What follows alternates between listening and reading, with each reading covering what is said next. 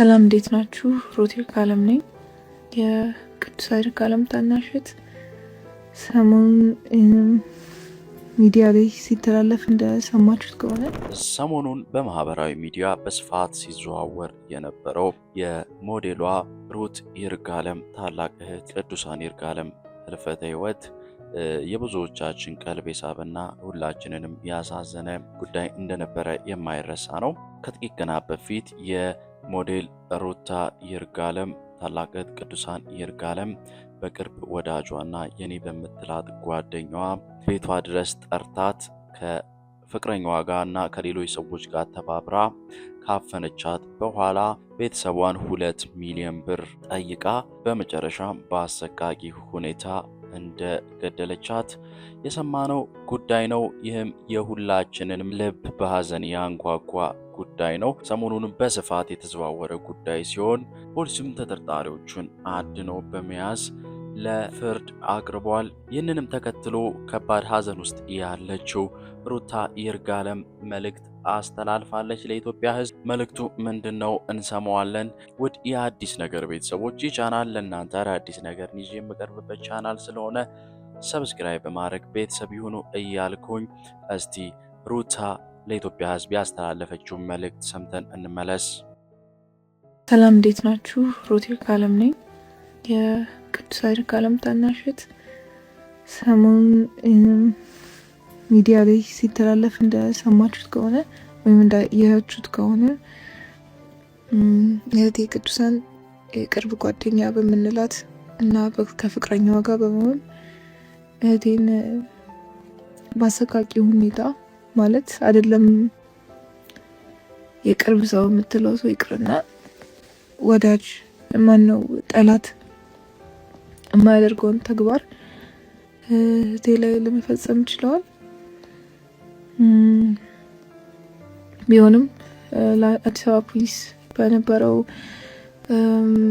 የተጠናከረ ስራ ልጆቹ ለመያዝ ችለዋል። ሌት ተቀን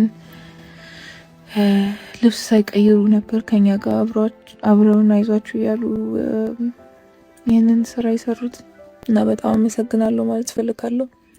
ቤት ድረስ መጣችሁ ላጽናናችሁን፣ በርቱ፣ አይዟችሁ ላላችሁ እናመሰግናለን።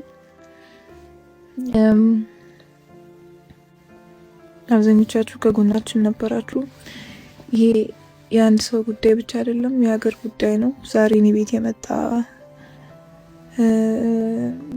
ክፉ ሐዘን ነገ የእናንተን ቤት ወይም የማንኛውም ሰው ቤት እንዳያንኳኳ ትክክለኛው ፍትህ እንዲሰጥ ጀስቲስ ፎር ቅዱሳን እያለን ትክክለኛው ቅጣትና ትክክለኛው ፍትህ እንዲሰጥ አብራችሁ ሆኑ እላለሁ።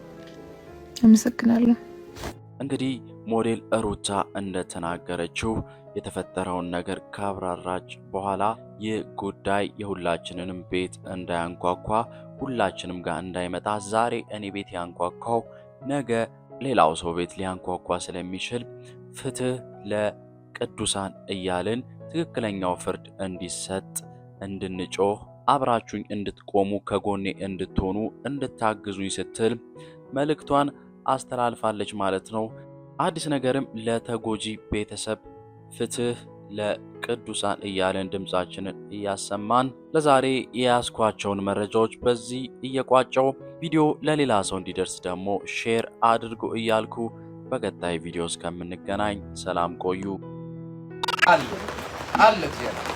በዛ በኩል ያሉ ቤተሰቦች ግን ወላጆች ግን አሳዳጊዎች ግን ልጅ አሳድገው ልጅ ገዳይ ልጅ አጥፊ የቤተሰብን የሰዎችን ልብ ሰባሪ ልጅ አሳድገዋል። እኔም ማዝነው ለነሱ እነሱ እንዴት ይጽናኑታል? እነዚህን እግዚአብሔር ያጽናናቸዋል። ምክንያቱም እግዚአብሔር የሰራትን ነፍስ ነው ያጠፉት። የልጅቷ ባለቤት ደግሞ ራሱ እግዚአብሔር ነው። ሲገሏት የምትሄደው ወደ አምላኳ እንጂ ወደ ሌላ አይደለም። ክብር ለእግዚአብሔር። ሲቀጥል ከመወለድ ቀን ደግሞ የሞት ቀን ይሻላል። እንደ ሰው ስታስቡት ከኛ መለየቷ ከቤተሰብ መለየቷ ያሳዝናል።